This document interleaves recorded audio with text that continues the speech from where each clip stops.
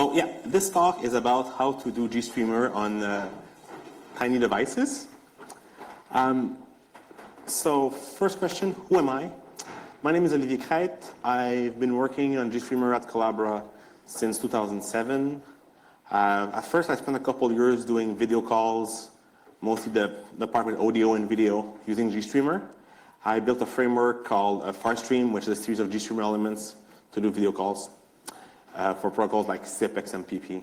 As these got out of fashion, I moved onto more generic GStreamer for all kinds of devices, all kinds of industries, from TVs, set-top boxes, but also very, very small devices. And some of these, you would think GStreamer is a big framework, it's a big PC thing, it will never fit in my device. So what kind of device am I talking about when I say a tiny device? It's a device with not much flash storage, probably a relatively slow CPU, and not that much RAM. By not much flash storage, I mean just maybe a couple megabytes of space for the application. But first, I'll give a little overview of GStreamer. So who in this room knows what GStreamer is? Have some hands? Oh, all right, let's make a quick overview. GStreamer is a multimedia framework to build applications that process things like audio and video, probably in a way that's synchronized. There's a core framework which doesn't know anything about audio or video and just processes timed data in a pipeline manner. And this uses a bunch of different plugins that implement different functionalities, different protocols that are underneath. And it has a very simple API with not that many entry points that is used by applications on top.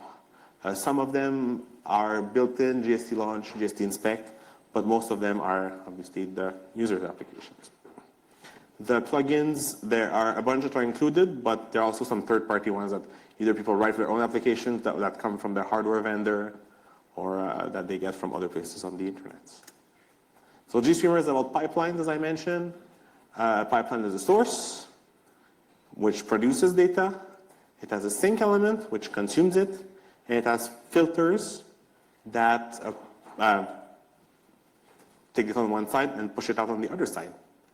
The elements are connected using pads, source sync pads, that source pads produce data and data is consumed by sync pads. This is a bit inspired by electrical systems or by other similar frameworks. So in applications, GStreamer, as I said, there's not that many entry points. They have basically only 4 types of entry points. There's methods, events, and queries, which go from the application to the framework. Events are shoot, and then you will get your reply from somewhere else, or maybe not. Queries, you get the blocking, and you wait for a reply from them. And messages are messages that come from the framework, from the pipeline to the application. They can be spontaneous because they tell you about some event that just is unpredictable, or they can happen as a reply to an action that you've taken. So for example, there's a message that says async done that happens once you've done an asynchronous state change. Sorry. So GStreamer is perfect for embedded. It's a completely zero copy. We have a lot of different tools to allow you to transfer data between different bits without copying anything. So we have a complete mechanism for negotiations, not only of the formats, but also of the properties of the memory, of the alignment, maybe even of the type of memory, if you have more than one type of memory in your device. There is a reference counting-based system to handle the buffer lifetime. We have buffer pooling to not reallocate buffers. There's the whole system to make it relatively easy to work with devices that have hardware constraints. And it includes synchronization. So the framework does a synchronization between the different parts so that you can have the right timing. And we have a pretty big loads of hardware-enabled plugins for almost any embedded hardware these days. And this means that it's relatively easy to build a system. And using GST launch, the command line tool, it's really easy to do a prototype of the pipeline you want to process. And even something a bit more complicated is very trivial to do in Python, for example, where we have bindings that are really simple. So I'm going to give a quick example of one project where we wanted to put GStreamer on a very simple device. This device is a security camera. It's pretty small. It has 16 megs of flash, although it has 1 gig of RAM. And there's an RTSP server, and it's an ARM v7, so it's kind of very standard device.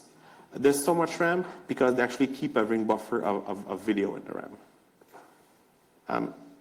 So the pipeline on this device is quite simple, the pipeline we want to implement. We want to capture, from this RTSP server, we can get a live feed from the camera.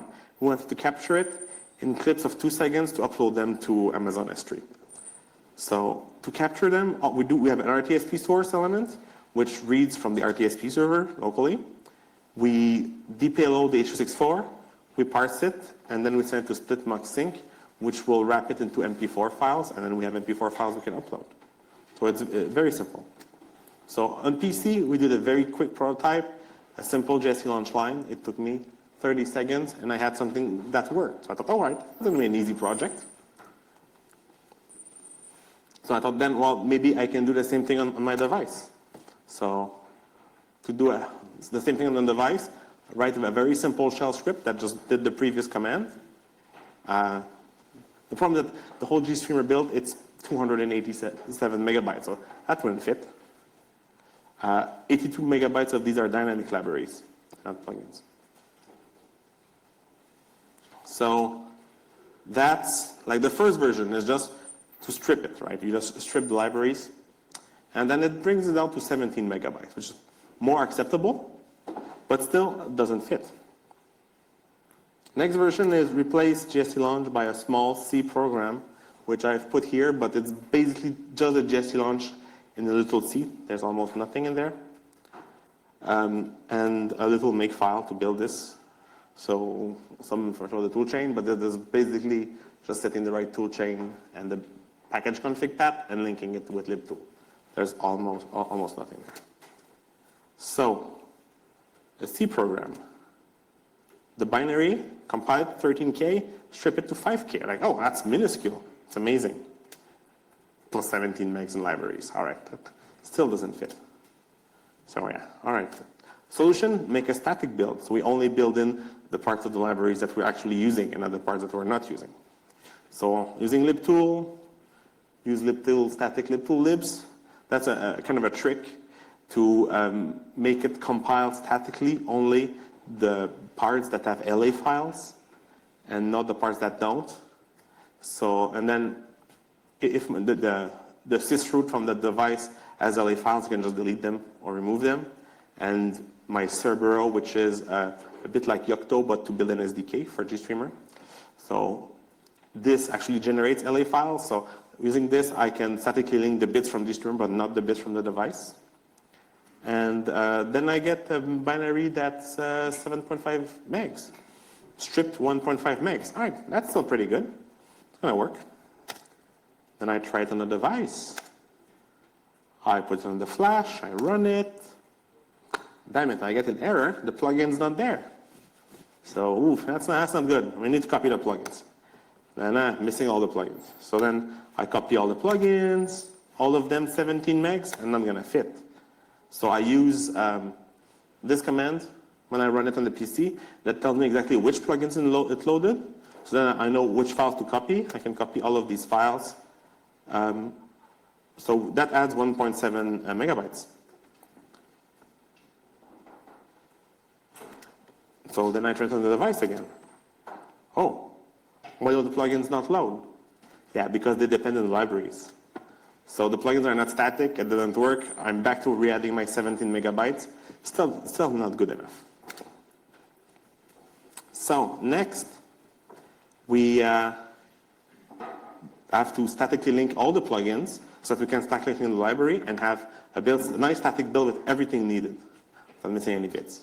So in GStreamer, to statically link plugins, first we have to declare the function, one function per plugin using the first macro in the C file, And then just after GST init, we call the second macro, which registers the plugins. So this is only done for static plugins, because for dynamic ones, GST init will actually iterate the files and register them for you. But since they're not in separate files, we have to do it statically. And then we link with minus big L towards the path where the plugins are. And we have to manually link in each library separately, because there's nothing to actually guess them in this case. So, static build, 28 megabytes, stripped down to 5. That works on the device. That actually works, but it's so big, right? It's 5 megabytes. We could do less. So now we have the compiler for help. Compile with OS, because this is supposed to make smaller binaries, and it doesn't do anything. Like, the improvement was marginal. So, well, too bad. Next step is to strip all the functions that are not needed, because in there we have a lot of crap that we're not using. This includes the whole of glib, for example.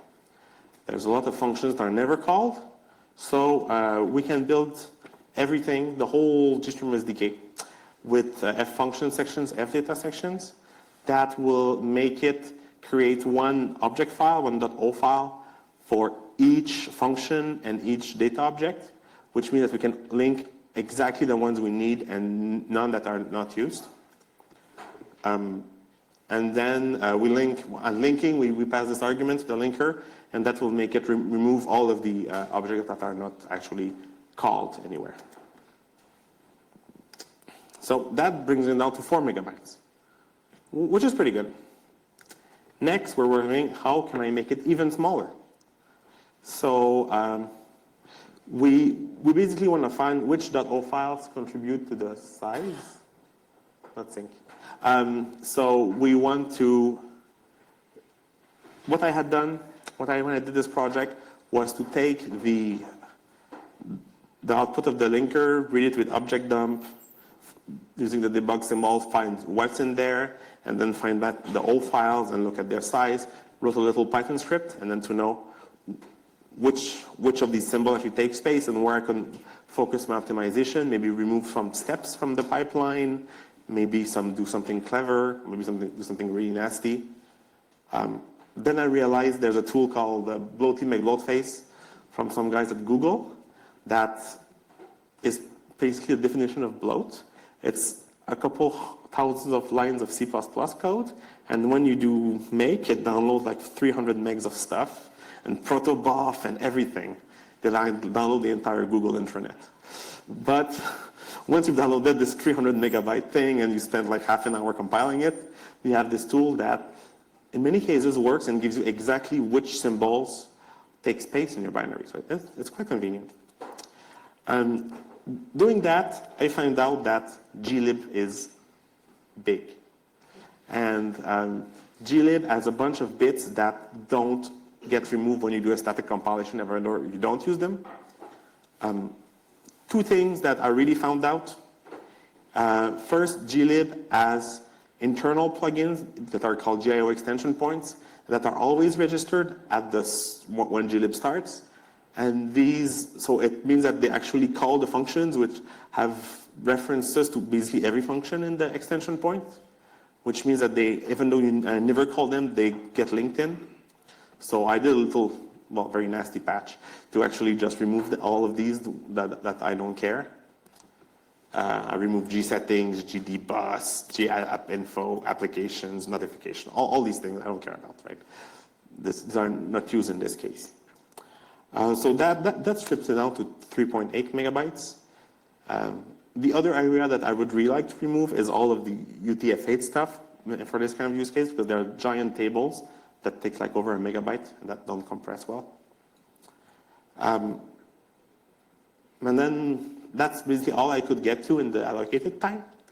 So it wasn't still fitting in the disk. And remember, this is a special device because there's not so much disk, but there's a lot of RAM. So you just compress the binary.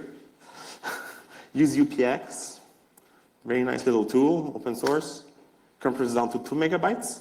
It fits, I'm happy. And this was basically how we got GStreamer from 300 megs to 2 megs for our use case. And this is shipping in probably hundreds of thousands of security cameras that you buy from some Tesco or something. What more steps could make it even smaller? So I mentioned the UTF-8 tables in glib. I would really like to remove them somehow, at least for this kind of use case. And then with the various tools, we can actually probably dig down. I'm pretty sure there's a couple more that can be extracted out and made smaller or removed. A bunch of things we're not really using. So this is basically all the key steps we took to make GStreamer fit in our tiny, tiny project. So, conclusion. GStreamer is not just for the desktop. We know it's used in a bunch of big embedded devices. If you saw my earlier talk today, I mentioned it's used in space, it's used in airplanes, entertainment systems, it's used in cars, it's used in TVs, it's used in set-top boxes. I mean, embedded devices that do video, it's pretty likely to use GStreamer these days, somehow. But it's not only for these, how it's called, bigger embedded devices. It's even usable in the kind of smaller ones where you don't have so much space. So basically, that's a core of my message. Any questions? Yes? Why did the cameras have so little flash? Why did you add flash? Because these devices cost 30 euros at Costco. But RAM is way more expensive than flash. Yes, but the reason they have so much RAM is that they have a feature that requires it. They store all the video in the RAM so that you can survive, so that you can get the video from back in time. So they don't always record. When they have like some image analysis in it, and when something happens, they will record the previous X minutes of video, because the image analysis is not very good. So if something happens, they say, here's the video from the last 2 minutes, because this is the burglar entering, and then he's walking around for 2 minutes, and then we realize that there was something in the house. So that's why. It's surprisingly common in these devices. Chinese devices.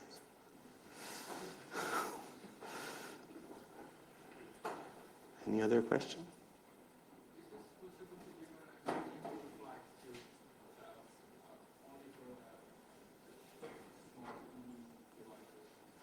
Can you speak louder? Sorry.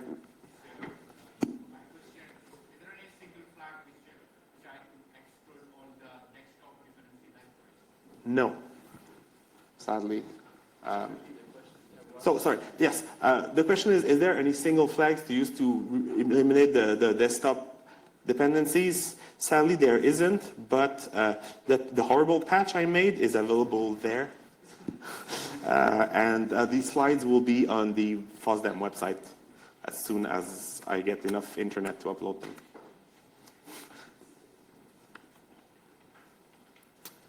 Yes? Would it be an option to just make a kind of a fork of glib that only has the functionality you really need instead of just butchering? So the question is, would it make sense to just have a fork of glib that would have only needed things for GStreamer? I don't want to fork glib. I don't think anyone wants to fork glib. And the glib maintainers are quite reasonable, so I'm sure if we had some patches to do this cleanly, they would take them. But also, I removed functionalities that are used by other bits of GStreamer. So I really focused on functions that are only used by this very specific pipeline for this device. So this is why, for example, I don't know what, G application or things like that might be used somewhere else in GStreamer. There might be even stuff that uses dbus. I don't know. Because there's a bunch of plugins, right, that do things. Like I'm still planning to write a dbus sync,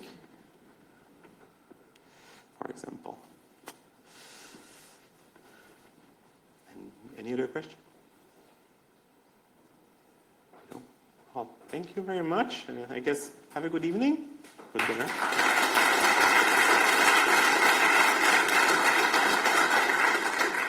Oh yeah, and I forgot, Collabora is hiring. We have a bunch of job postings on the career boards on our website called @ls/careers, and we're looking for people in all kinds of domains. Thank you.